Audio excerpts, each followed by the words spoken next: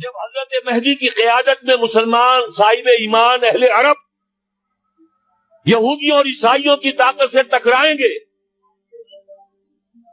تو ان کی مدد کے لیے دو جانب سے اللہ تعالی کچھ بھیجیں گے مدد. ایک تو آخری مرحلے میں مدد آئے گی حضرت مسیح عیسیٰ ابن مریم کا نزول، جو یہودیوں کی طرف رسول بنا کر بھیجے گئے تھے. انہیں یہودیوں نے اپنے خیال میں سولی پر چڑھا دیا، لیکن اللہ نے فرمایا وما صلبوہ وما قتلوہ ولکن شبہ لہم بل رفعہ اللہ الیہ. اللہ تو اپنی طرف اٹھا کر لے گیا. اور احادیث صحیحہ جو کہ ہمارے ہاں متواترہ کے درجے میں، وہ احادیث جو صحیح ہیں کی ہیں، ان سے ثابت ہے کہ حضرت عیسیٰ ابن مریم دوبارہ زمین پر آئیں گے. اور یہودیوں کا سب سے بڑا سرغنہ جو خود مسیح ہونے ہی کا دعویٰ کر رہا ہوگا، مسیح الدجال، اسے حضرت مسیح قتل کرے. لیکن ایک دوسری حدیث سے معلوم ہوتا ہے کہ مشرق سے فوجیں آئیں گی حضرت مہدی کی مدد کے لیے. یخرجون ناس من المشرق یؤدون للمہدی یعنی سلطانہ. مشرق کی طرف سے فوجیں آئیں گی کہ جو مہدی کی حکومت کو مستحکم کرے. خراسان کا لفظ آتا ہے ایک دوسری حدیث میں.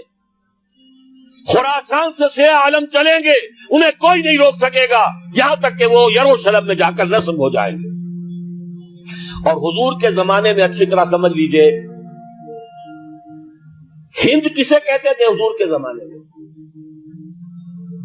پاکستان ہند میں شامل نہیں تھا. سندھ و ہند، سندھ ایک مکمل ملک تھا، ہند اس کے بعد شروع ہوتا تھا. یہ راجپوتانے کا اور تھر کا ڈیزرٹ جو ہے، اس سے آگے جو ہندوستان ہے وہ ہند تھا. یہ جو ہمارا پاکستان ہے یہ ہمیشہ ہند میں شامل نہیں رہا. حضور کے زمانے میں بالخصوص سندھ و ہند، دریائے سندھ چلا آ رہا ہے.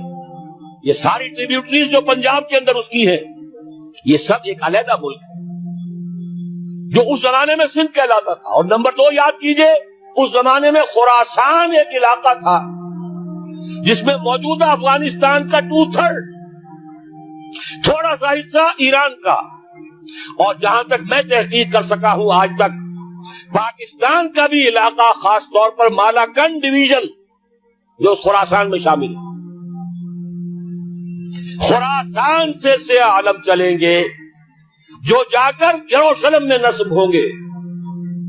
یہاں بھی ایک نقطہ نوٹ کر لیجئے، پہلے بھی یروشلم ہم سے چھینا تھا. کس نے چھینا تھا؟ عیسائیوں نے، کروسیڈرز. واپس کون لیا؟ کس نے لیا؟ عربوں میں دم نہیں تھا، عرب عیاشیوں کی وجہ سے کھوکھلے ہو چکے. واپس لینے والا صلاح الدین ایوبی، کرد خون.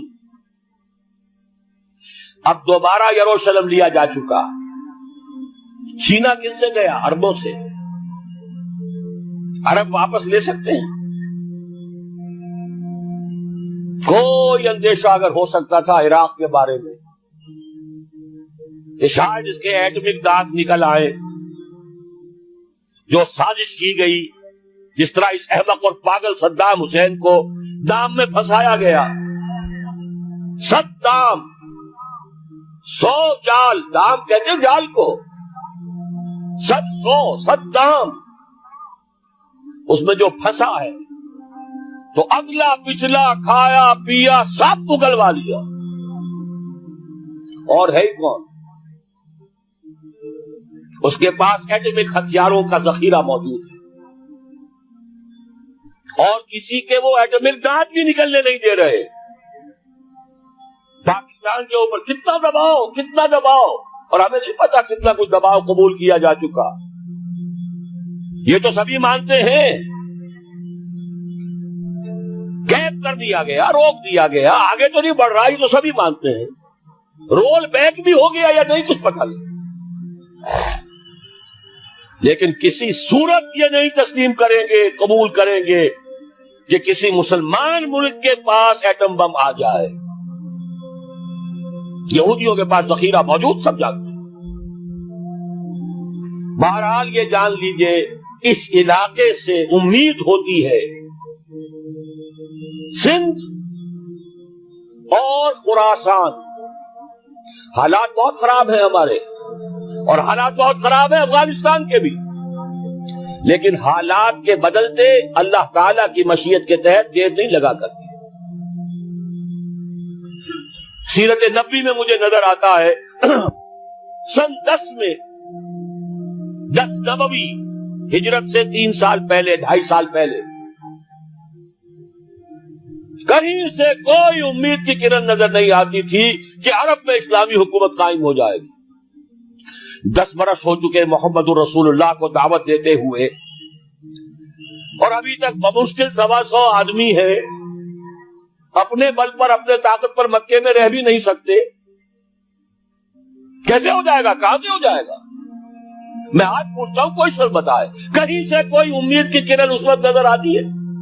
اس ماحول میں لے جائیے. اگلے 3 سال میں کیا ہو گیا؟ پہلے سال 6, اگلے سال 12, اس سے اگلے سال 72 اور بیعت عقبہ ثانیہ ہجرت, اور وہاں سے اب حضور کی طرف سے انیشیٹ شروع ہو گیا, انیشیٹو. تو ہم نہیں کہہ سکتے اللہ تعالیٰ کی قدرت, اللہ کی مشیت. یہ یقین ہے کہ دنیا کے خاتمے سے پہلے نظام خلافت قائم ہوگا اور تمام دنیا میں ہوگا. ظاہر ہے کہیں پہلے کسی ایک جگہ سے ہوگا جیسے حضور کے زمانے میں ہوا. اگر بیک وقت پوری دنیا میں ہو سکتا تو حضور کے دست مبارک سے ہوتا. اگر حضور کے دست مبارک سے بھی ایک ملک میں ہوا, جزیرہ نما عرب میں ہوا, پھر حضور کے امتی ہے نا, ابو بکر ہے, عمر ہے, عثمان ہے, صحابہ کرام کی فوجیں نکلی ہیں, امتی ہے, امتیوں کے ہاتھوں اس کی توسیع ہوئی. اب بھی یہی ہوگا, کسی ایک علاقے میں ہوگا. میرا گمان ہے, میں یہ یقین سے نہیں کہہ سکتا, گمان بھی میرا ان احادیث کی روشنی میں ہے جو میں نے آپ کو بتا دی اور موجود ہے اس کتابچے کے اندر. علامہ اقبال نے بھی انہی کے حوالے سے کئی کہا ہے, میرے عرب کو آئی ٹھنڈی ہوا جہاں سے, میرا وطن وہی ہے, میرا وطن وہی ہے. اس علاقے سے کچھ ہونے والا ہے اور ہوگا انشاءاللہ. میری زندگی میں نہ ہو, آپ کی زندگی میں نہ ہو, کوئی پرواہ نہیں. حضرت حمزہ تو شہید ہو گئے غزوہ احد میں. 5 سال کے بعد حضور مکے میں داخل ہوئے ہیں فاتح کی حیثیت سے. حضرت حمزہ کی نگاہوں نے, ان آنکھوں نے تو نہیں دیکھا, عالم ارواح میں اللہ نے کیا مشاہدہ کرایا ہوگا انہیں, وہ تو ہمیں معلوم نہیں. بعض صحابہ شہید کر دیے گئے مکے ہی میں. بہت بڑی کامیابی. اپنی جان لگا دیں, اپنے آپ کو کھپا دیں, اپنے آپ کو مٹا دیں. جس طرح روڑی کوٹ کر بنیادوں میں بھر دی جاتی ہے, ہماری ہڈیوں کا چورا بنا کر اور ہمارے خون کے اندر اسے گوندھ کر اگر وہاں ڈال دیا جائے, اس سے بڑی سعادت کوئی نہیں.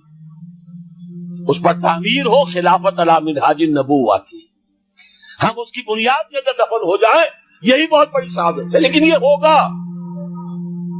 میں نے عرض کیا تھا کہ یقین ہے مجھے کہ ہوگا, اور ہر صاحب ایمان کو یقین ہونا چاہیے کہ ہوگا.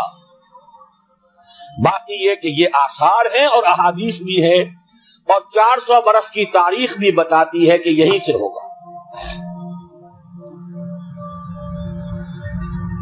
1000 برس تک سارے مجددین امت عالم عرب میں پیدا ہوئے. 11ویں صدی کا مجدد اعظم شیخ احمد سرہندی کہاں دفن ہے؟ سرہند میں, ہندوستان میں. 12ویں صدی کا مجدد اعظم شاہ ولی اللہ دہلوی کہاں دفن ہے؟ دہلی میں.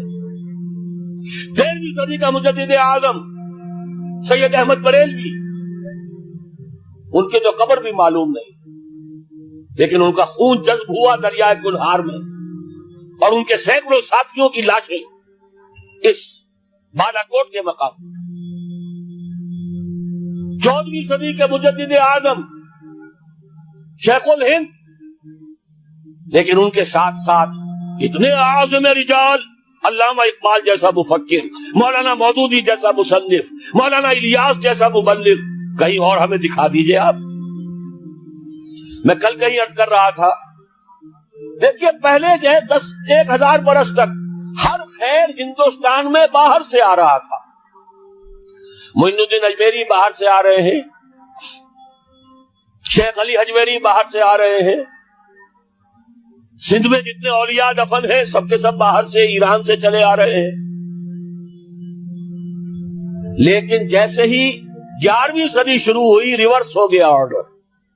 اب سلسلہ مجددیہ نقشبندیہ اب ہندوستان سے نکل کر پھیل رہا ہے۔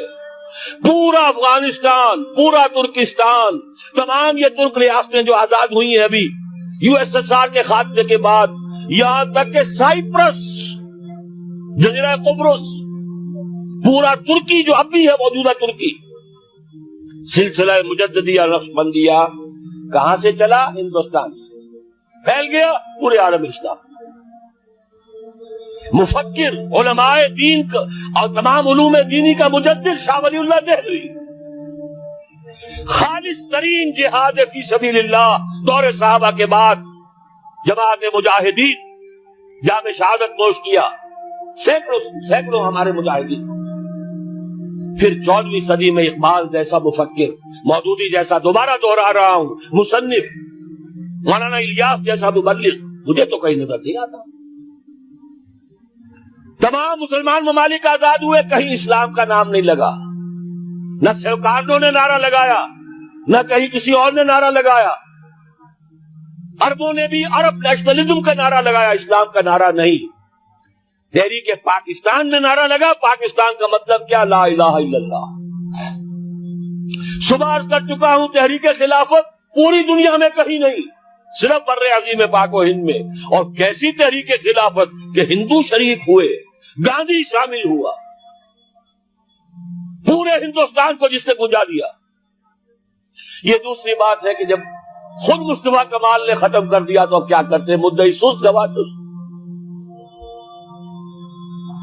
نوٹ کرنے کی بات ہے، کچھ آثار ہیں، 400 سال کی تاریخ ہے، بتا رہی ہے پاکستان کا قیام خود ایک معجزہ۔ یہ ساری چیزیں مشیت ایزدی میں کسی بڑے خیر کا پیش خیمہ ہے۔